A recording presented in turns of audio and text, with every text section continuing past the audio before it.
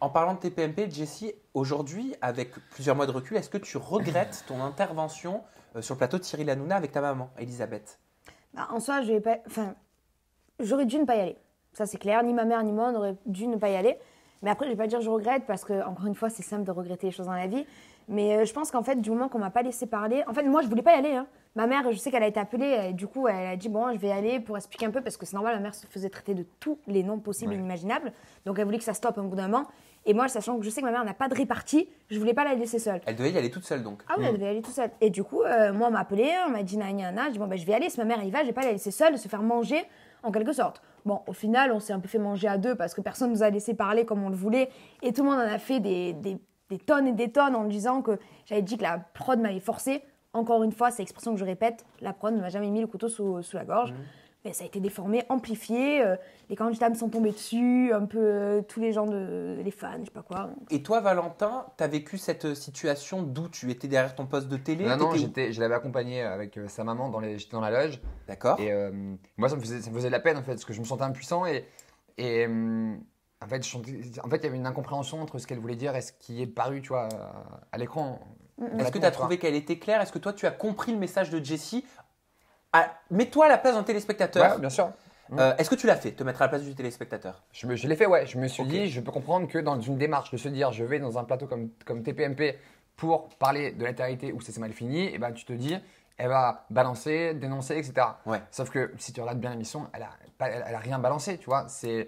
Elle a juste dit que voilà, enfin, les choses qui se sont avérées et c'est tout. Et c'est vrai que moi, je me sentais mal à l'aise parce qu'il y avait sa maman que j'adore et elle, et je me dis, ça me faisait mal au cœur parce que je sentais que ils étaient mal à l'aise. Est-ce que la forme était bonne? Est-ce que c'est pas une histoire de forme au final? Tu veux dire, c'est-à-dire Parce qu'en fait, il y a une différence entre le fond et la forme.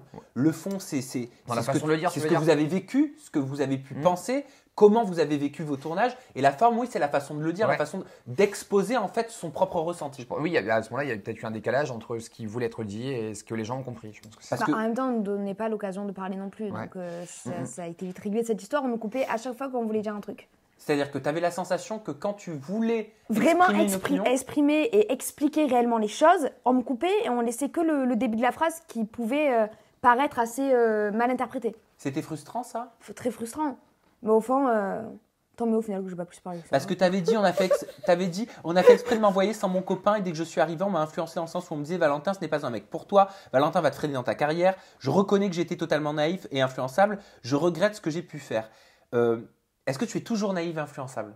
Non, je pense que là, je me suis Je pense que ça lui a assez servi. pris de choses dans la tête pour ne plus être naïve et influençable. C'est-à-dire que toi, quand tu allais sur un tournage, même toi, Valentin, vous étiez dans quel état d'esprit? Est-ce que vous aviez conscience de ce qu'était un tournage? Le premier que j'avais fait, c'était Moundir. J'y allais, vraiment, je t'assure, aussi par curiosité parce que je voulais voir comment c'était. Est-ce que c'était faux? Est-ce que c'était. Je voulais voir. Le premier tournage, c'était un mélange de personnes qui étaient connues, qui avaient fait de la télé et des inconnus. Donc j'ai trouvé ça vachement, enfin, sympa, bien, sans trop entre guillemets, de vices, tu vois. Et après, petit à petit, oui, j'ai senti que quand tu fais une émission, si tu veux y aller, si tu veux exister, histoire d'amour, embrouille, et voilà. Donc forcément, si tu as 12 candidats qui savent que tu vas faire des histoires d'amour ou des embrouilles, forcément, ça crée un truc qui va faire que tu vas avoir des histoires d'amour et des disputes, tu vois. Moi, quand j'ai fait les Marseillais, je savais que, bon, j'ai embrouillé. Moi, je ne suis pas du tout le genre de mec à m'embrouiller.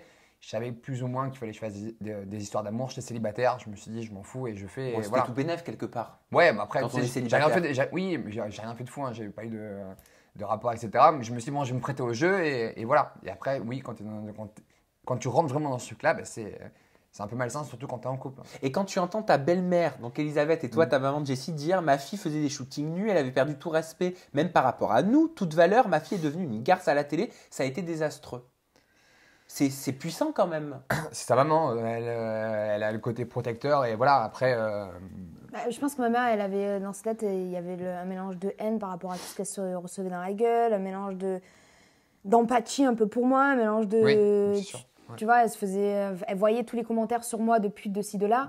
Un bout d'un moment, c'est normal qu'au final, elle dit des mots, peut-être je sais qu'elle ne pensait pas sur le moment, mais qui sont un peu amplifiés, Et quoi. puis c'est parce que je pense que c'est le fait qu'elle se sentait un peu impuissante. Voilà, c'est ça. Parce que si tu veux, pendant que l'émission était, tu avais déjà toutes les rumeurs, les trucs qui sortaient. Elle pouvait rien faire. Et en fait, donc forcément, elle recevait juste les informations de ce qui se disait. Et forcément, les insultes, les trucs. Et c'est une maman, c'est normal.